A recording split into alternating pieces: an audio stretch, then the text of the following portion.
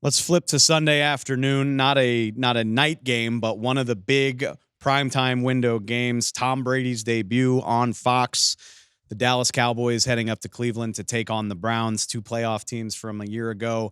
Ralph, obviously I spend way too much time right up close to the Dallas Cowboys. So I love getting other people's perspectives on this because I sit here, I look at this. The Cowboys are a 2.5 point road underdog. They go up to Cleveland. The Browns are favored by 2.5 points.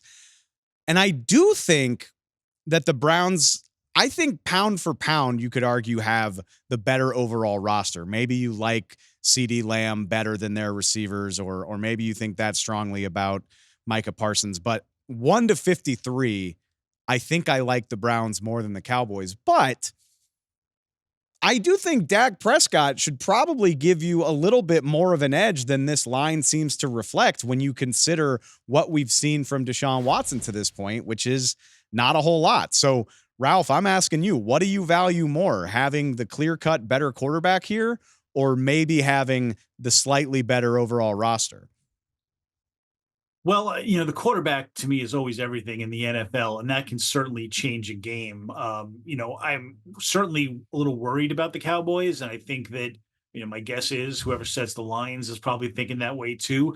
This was not a great offseason for them. They have some big changes on the offensive line, obviously, a big change at running back as well. There's some changes in their secondary.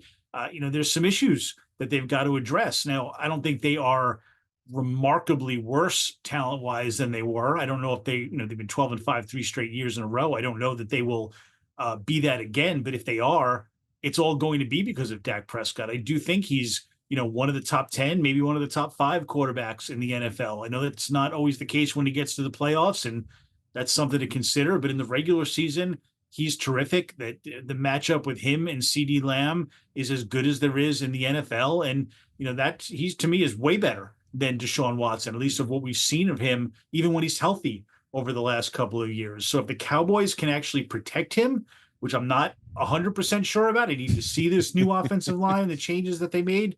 But if they can protect him, yeah, I would put this game on Dak Prescott and say that matters more to me than the overall roster. But the offensive line is part of that roster too. So if that fails, the Cowboys could have some issues that could linger for, a lot more than just 1 week. I got to shout out my good friend Derek Eagleton for this stat, which it's an eye opener to your point, Ralph. This will be the first time ever the Cowboys are projected to start 4 rookies in week 1. That's how good they thought about a few of these guys coming out of training camp. Some of that is necessity, though, because one of those is Kalen Carson, the cornerback who is stepping in for Deron Bland now that he's on injured reserve. And you also have the first round pick, Tyler Guyton, starting at left tackle. So I'll give you a fun choice here, Ralph.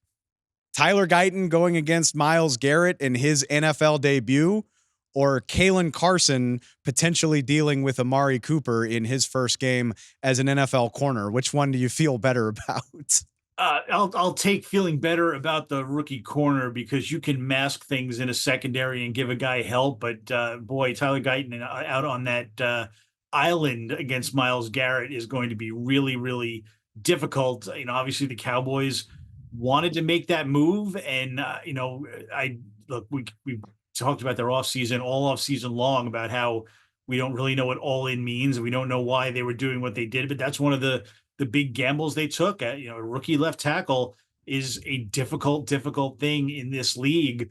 And they're hoping it's all they can do is hope that they got the right guy. But boy, that's this first test.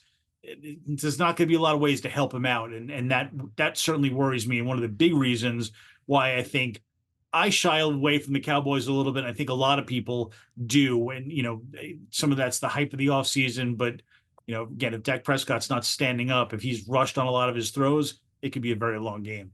It's not often you go into a game and you're like left tackle versus right end is what I have my eyes on immediately.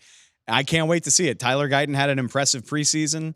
Myles Garrett's a little bit of a different animal. If I had to guess, the Cowboys are going to have a tight end and probably Ezekiel Elliott stuck to his hip, just chip Yeah. Myles Garrett with whoever can get in the way and help this rookie have an easier afternoon. We'll see how he does it. One last one on this matchup, and it's the other big unknown, not necessarily a player, but Mike Zimmer obviously returning to the NFL for the first time since 2021. I'm curious to see what he can do with Micah Parsons, the different ways he can use him. But my big thing that I have my eyes on here is how well do the Dallas Cowboys stop the run? You know, they're not playing safeties at linebacker this season. At least it doesn't look like it right now. They'll have some true, honest to God linebackers out there, probably helped by the fact that Nick Chubb is still recovering from injury. This feels like a test the Cowboys should pass. And if Mike Zimmer can't get better returns against the run against this Cleveland team, then I'm a little bit concerned about the big picture here.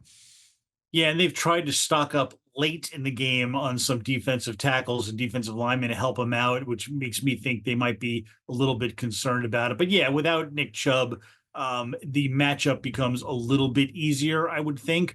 But it's huge, and it makes me wonder. I keep looking at Micah Parsons, and I always wonder why he's not turned loose more on the quarterback. Because I think he could be a devastating pass rusher, but he's so good at so many other things. You can almost see the argument for using him everywhere, which sounds a little like what Mike Zimmer plans to do with Micah Parsons. And if you use him in run support as well, that's certainly going to help. Wherever their weakness is, you can get to the quarterback in other ways, and use him to, to keep the running game in check. So that's certainly the part of their defense I'll be watching. Obviously, the loss of Jerome Bland is going to be important to them as well. I think they've got a pretty good secondary even without him. So that may be something that they can hide. But that run defense, that it failed them down the stretch last year at times, and certainly in the playoffs. So it'll be interesting to see if they fixed it again.